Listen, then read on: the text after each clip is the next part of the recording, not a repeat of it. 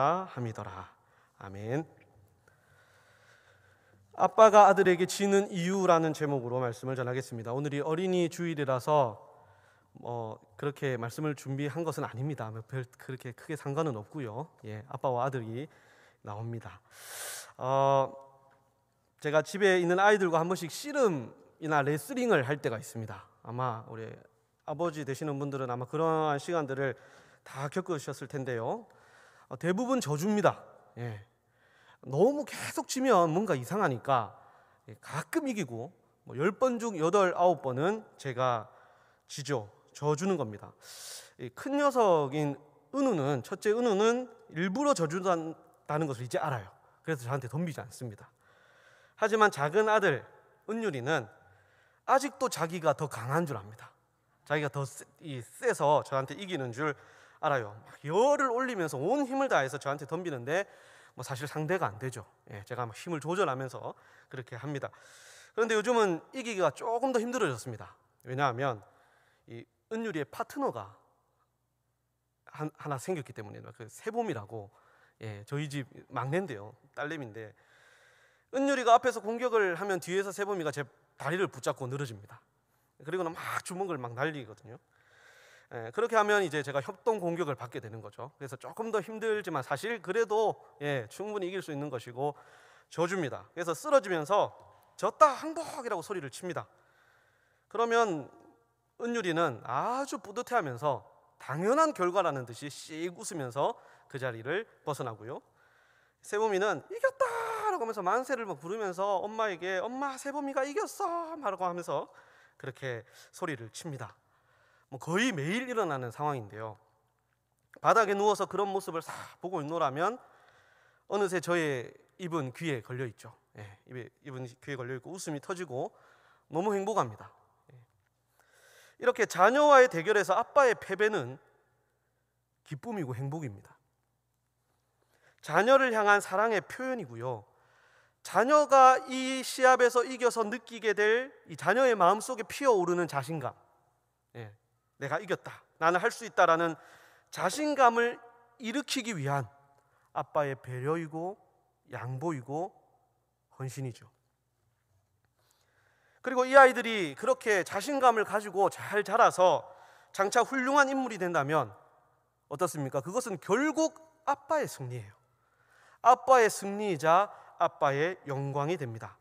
시편 127편 3절에서 5절에는 이렇게 말씀하고 있습니다. 보라, 자식들은 여호와의 기업이요 태의 열매는 그의 상급이로다. 젊은 자의 자식은 장사의 수중의 화살 같으니 이것이 그의 화살통에 가득한 자는 복되도다. 그들이 성문에서 그들의 원수와 담판할 때에 수치를 당하지 아니하리로다 라는 말씀도 있습니다. 자녀가 잘 되는 것은 부모의 영광이 됩니다. 자녀의 승리가 부모의 승리고요, 자녀가 누리는 축복은 부모에게는 그 무엇과도 바꿀 수 없는 가장 큰 축복입니다. 여러분 공감하시죠? 그래서 아빠는 아들에게 10번이고 100번이고 기꺼이 져줄 수 있는 것입니다. 우리 아버지 하나님께는 사랑하는 자녀 야곱이 있었습니다. 하나님은 이 야곱을요, 리브가, 그 엄마 리브가의 태중에서 그의 형질이 이루어지기 전에 이미 그를 보고 계셨고 그의 이름을 야곱이라 정하셨고 그를 기다리고 계셨습니다. 나중에 그가 형 에서를 속인 후에 집을 떠나서 광야에서 방황할 때도 계속 야곱과 함께 하셨죠. 그리고 그가 돌베개를 베고 잠을 자는 동안에도 그의 꿈에 나타나서 약속을 주십니다.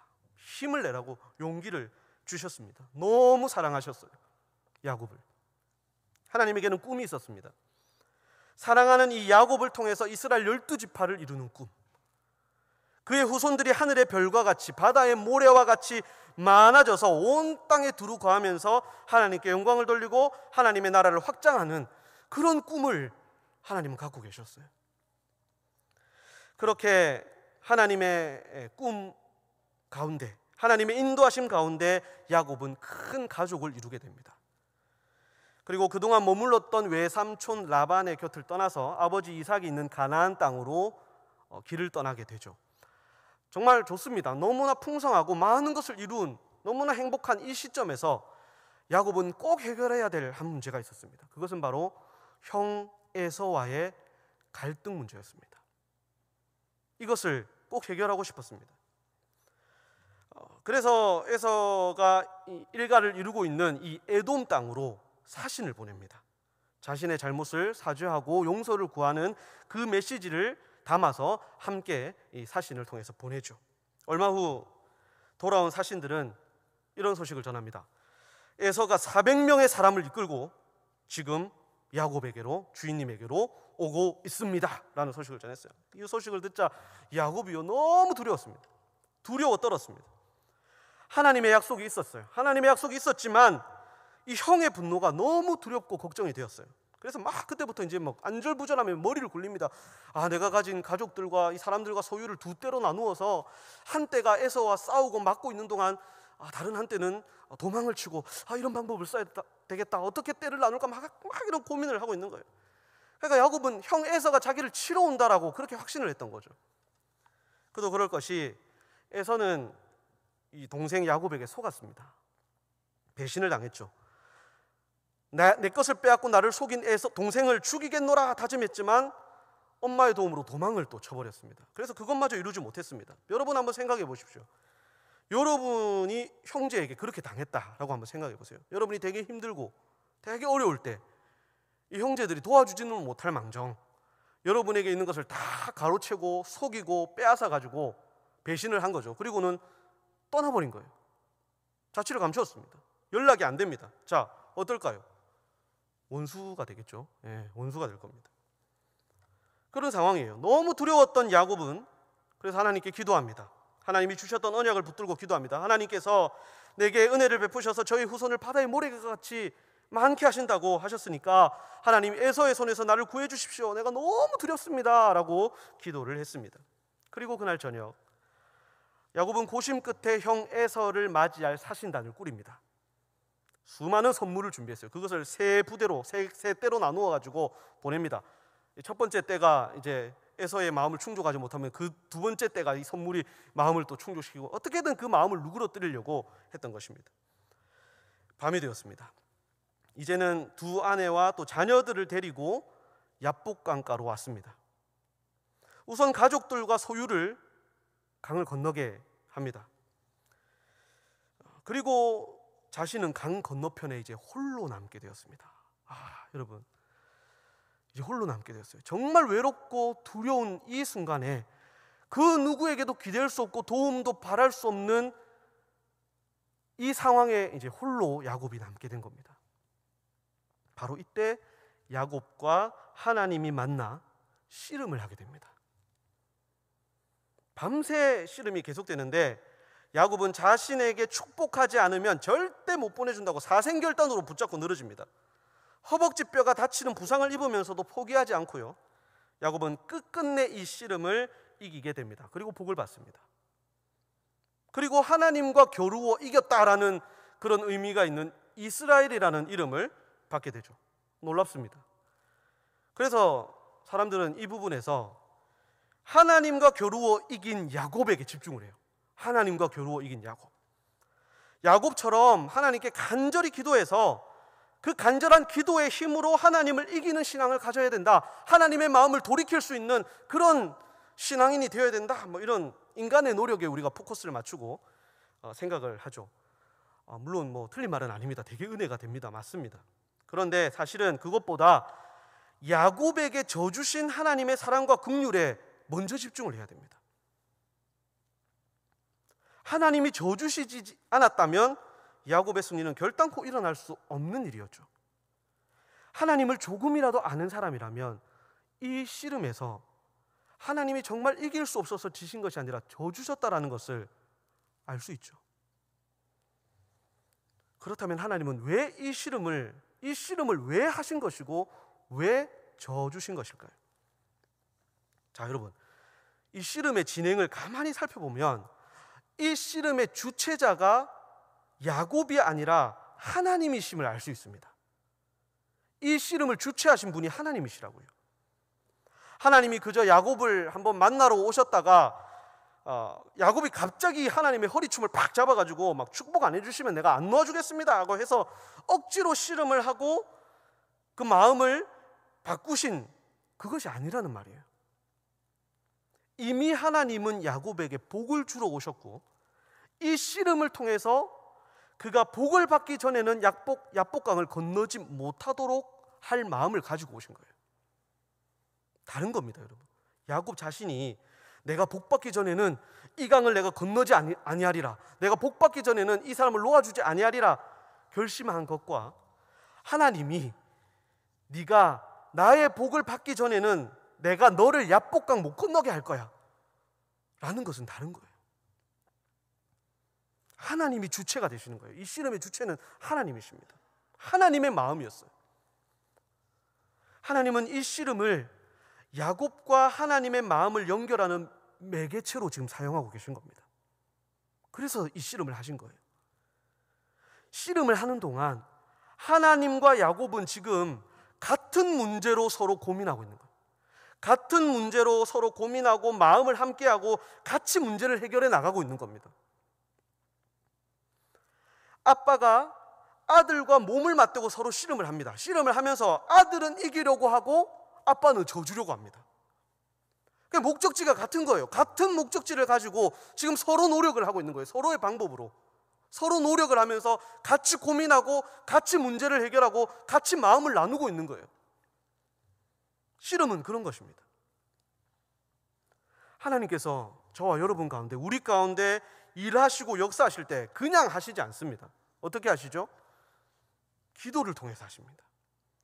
우리의 기도를 통해 간절히 부르짖는 이 눈물의 기도를 통해 응답하시고 일하시는 이유도 바로 거기에 있는 거예요.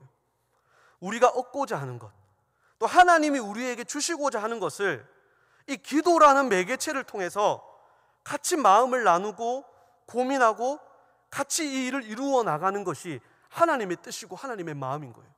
주체가 하나님이신 거예요. 결국 야곱과 하나님의 씨름은 서로의 목적대로 됩니다. 야곱이 이기게 되었습니다. 하나님이 져주셨습니다. 시합을 할 때 지려고 하는 사람은 거의 없습니다. 사실 가위바위보 하나만 해도요, 여러분 이기고 싶어 하고요, 눈싸움을 해도요 이기고 싶어 하죠. 그럼에도 불구하고 충분히 이길 수 있는 시합을 일부러 질 때는 그만한 이유가 있습니다. 내가 이겨서 누리는 기쁨과 행복보다 내가 져서 더 값진 것을 내가 얻어낼 수 있다면 우리는 질 수 있습니다. 그렇죠. 기꺼이 질 수 있어요. 마치 아빠가 아들의 기쁨과 행복, 아들이 누리게 될 자신감과 또 성장을 위해서 져주는 것처럼 말이에요. 하나님이 야곱에게 져주신 이유는 하나님이 아빠이시기 때문에 그렇습니다. 아빠이시기 때문에 아들을 사랑하시고 자녀를 이겨서 얻는 승리의 기쁨보다 자녀가 이겨서 누리는 이 승리의 기쁨이 비교할 수 없을 만큼 크기 때문에 그렇습니다. 또한 지금 너무 많이 두려워하고 외로워하고 자신감도 잃은 이 야곱에게 할 수 있어, 너 안전할 거야 라는 그런 확신과 자신감을 주기 위해 져주신 겁니다. 결국 하나님이 져주신 이유는요, 야곱에게 이스라엘이라는 이름을 주기 위해서 져주신 거예요. 이 이름을 주기 위해서 져주신 거예요. 하나님과 겨루어 이긴 자라는 이름을 주시기 위해 져주신 겁니다. 넌 하나님과 겨루어 이긴 사람이야. 넌 아빠랑 겨루어도 충분히 이길 수 있는 이스라엘이야. 그 이름, 그 확신을 주시기 위해 져 주신 것이죠. 그러므로 아빠의 패배는 패배가 아닙니다. 그것은 자녀의 승리로 인해 아빠가 누리게 될 또 다른 승리이자 영광이고 기쁨인 것입니다. 하나님과 겨루어 이기고 받은 이름 이스라엘, 그 이름에 내포된 진정한 의미는 사랑하는 자녀를 위해 결코 패배할 수 없는 하나님이 져주시고 자녀에게 승리를 안겨주신 하나님의 사랑, 하나님의 은혜, 그것이 이 이스라엘이라는 이름의 진정한 의미입니다. 성도 여러분, 우리를 위해 져주시는 이 하나님의 사랑은 야곱만 받은 것이 아니라 저와 여러분, 우리도 받았습니다. 우리는 예수 그리스도를 통해 야곱보다 훨씬 더 위대한 하나님의 거룩한 패배를 경험한 사람들입니다. 예수님의 십자가는요, 바로 그런 거룩한 패배입니다. 절대로 질 수 없는 하나님이 사랑하는 이들을 구원하고 자녀 삼으시기 위해 자신의 독생자까지 내어주며 자신의 생명까지 내어주며 져주신 것이 바로 예수님의 십자가입니다. 하나님께서는 범죄한 인간을 바꾸어 보려고 하셨어요. 그래서 언약도 주시고요, 율법도 주시고요, 선지자도 보내시고요, 제사도 주셨고요, 성막도 주셨습니다. 하지만 사람들이 어땠나요? 바뀌었나요? 바뀌지 않았습니다. 고집을 꺾지 않았어요. 끝까지 불순종하고 우상을 숭배하며 오히려 자기들이 하나님을 꺾어보려고 했습니다. 그래서 하나님이 결심하신 것이 져주시는 겁니다. 그들을 구원하기 위해 자기를 바꾸셨어요. 자기 자신을 바꾸셨어요. 절대 질 수 없으신 전능하신 하나님께서 져주셨습니다. 절대 죽으실 수 없는 하나님의 아들께서 죽어주신 것입니다. 성도 여러분, 우리는 예수님의 그 져주시는 은혜로 인해서 구원받고 영생을 누리게 되었습니다. 이제 우리도 예수님을 본받아서 져줄 수 있는 삶을 살아야 됩니다. 그 은혜에 감사하면서 감격하면서 우리도 져줄 수 있는 삶을 살아야 됩니다. 사실 너무 이기려고만 하는 세상을 우리는 살아가고 있습니다. 자신은 바뀌지 않으면서요, 자기는 절대 바뀌지 않으면서 남을 바꾸려고 해요. 그런 세상을 살아갑니다. 그리고 바뀌지 않는 남을 비난합니다. 그런 삭막한 세상을 우리는 살아가고 있습니다. 예수님은 우리에게 원수를 갚지 말고 원수를 사랑하라 하셨습니다. 세상은 용납할 수 없죠. 원수는 갚아야 됩니다. 고소를 하든지 똑같이 갚든지 갚아야 된다. 그게 이기는 거라 생각하죠. 악을 악으로 갚는 것을 이기는 거라고 생각하는 세상을 우리는 살아가고 있지만 예수님께서는요, 악을 선으로 갚는 것이 진정으로 이기는 것이다 라고 말씀하십니다. 그게 지는 것이 아닌 거예요. 사실 여러분, 내 자녀에게 지는 거 누구나 할 수 있습니다. 하지만 절대 질 수 없다고 생각되는 사람 있죠. 내가 이 사람한테만큼은 내가 절대 가위바위보도 내가 이 사람한테는 질 수 없어 하는 사람, 이 사람한테 지는 것은 내 자존심이 절대 용납하지 않는다는 그런 사람, 내가 이 사람한테 지느니 내가 접시물에 코를 그냥 팍 박겠다라고 하는 그런 사람, 그 사람에게 져줄 수 있어야 됩니다. 절대 질 수 없는 것을 질 수 있어야 됩니다. 사랑하는 성도 여러분, 야곱에게 져주시며 이스라엘이라는 이름을 주신 하나님, 예수님을 통해 더 큰 거룩한 패배의 은혜를 우리에게 베푸신 하나님은 지금도 우리와 함께 하시고 우리 곁에 살아계십니다. 우리가 응답을 바라며 간절히 기도할 때, 복받기를 간절히 구할 때, 나와 내 가족들이 잘 되는 축복을 정말 간절히 원할 때 하나님은요, 우리에게 오셔서 우리의 허리춤을 잡고 뒤로 넘어갈 준비를 하고 계신 분이십니다. 져주실 준비를 다 하고 계신 분이라는 뜻입니다. 그렇게 사랑이 충만하신 우리의 아버지이십니다. 그 사랑을 생각하고 그 사랑에 감사합시다. 그 사랑으로 말미암아 우리가 지금 누리고 있는 구원과 영생과 축복과 복락들에 감사합시다. 그리고 그 사랑을 본받아서 우리도 다른 이들의 구원과 축복을 위해서, 그 사람들이 누릴 기쁨과 행복과 구원과 영생과 복락을 위해서 내가 할 수 있다면 아빠가 아들에게 져주는 것처럼 그렇게 져줄 수 있는 그런 여러분 참된 그리스도인으로 살아가시길